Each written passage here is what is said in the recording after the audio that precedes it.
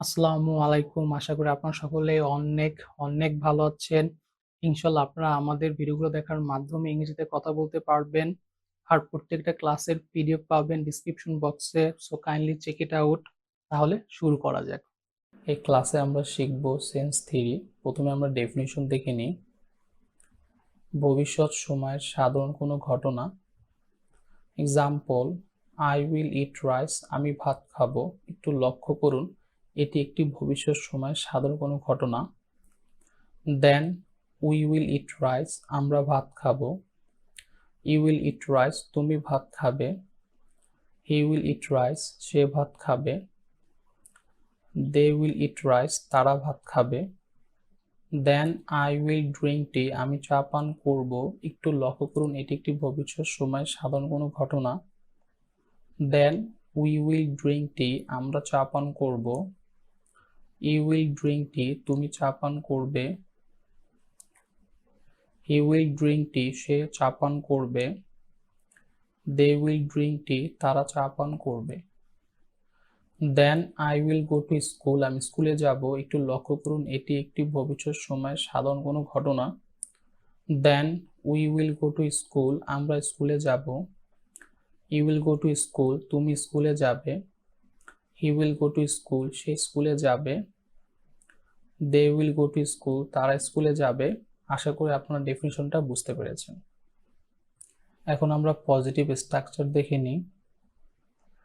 Subject plus will plus present form অথবা verb one plus object. তবে একটা জিনিস অবশ্যই মাথায় রাখতে হবে, সেটা হচ্ছে যেহেতু এটা হচ্ছে সেন্স থিওরি, এর মানে আমাদেরকে উইল প্লাস ভার্ব ওয়ান ব্যবহার করতে হবে। আশা করি আপনারা বিষয়টা বুঝতে পেরেছেন। Example, I will eat rice, আমি ভাত খাবো। এখানে আই হচ্ছে সাবজেক্ট, দেন উইল, দেন ইট হচ্ছে ভার্ব ওয়ান, আর আমরা জানি ভার্বের পরের অংশ হচ্ছে অবজেক্ট, তাহলে অবজেক্ট হচ্ছে রাইস। আশা করি আপনার বিষয়টা বুঝতে পেরেছেন। দেন বাকিগুলা same. We will eat rice, আমরা ভাত খাবো। ইউ উইল ইট রাইস, তুমি ভাত খাবে। হি উইল ইট রাইস, সে ভাত খাবে। দে উইল ইট রাইস, তারা ভাত খাবে। Then I will drink tea, আমি চা পান করব। উইল ড্রিঙ্ক টি, আমরা চা পান করব। ই উইল ড্রিঙ্ক টি, তুমি চা পান করবে। হি উইল ড্রিঙ্ক টি, সে চা পান করবে। দে উইল ড্রিঙ্ক টি, তারা চা পান করবে। Then I will go to school, আমি স্কুলে যাব। We will go to school, আমরা স্কুলে যাব। You will go to school, তুমি স্কুলে যাবে। He will go to school, সে স্কুলে যাবে। They will go to school, তারা স্কুলে যাবে। আশা করি আপনারা পজিটিভ স্ট্রাকচারটা বুঝতে পেরেছেন। এখন আমরা নেগেটিভ স্ট্রাকচার দেখে নিই। Subject plus will not plus present form অথবা verb one plus object.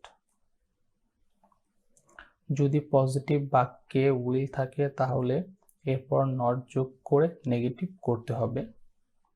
Example, I will eat rice, আর এর নেগেটিভ হলো I will not eat rice.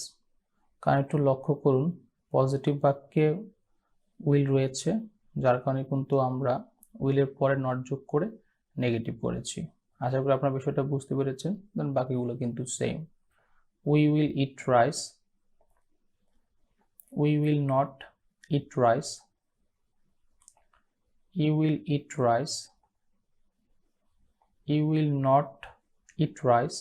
He will eat rice, he will not eat rice. They will eat rice, they will not eat rice.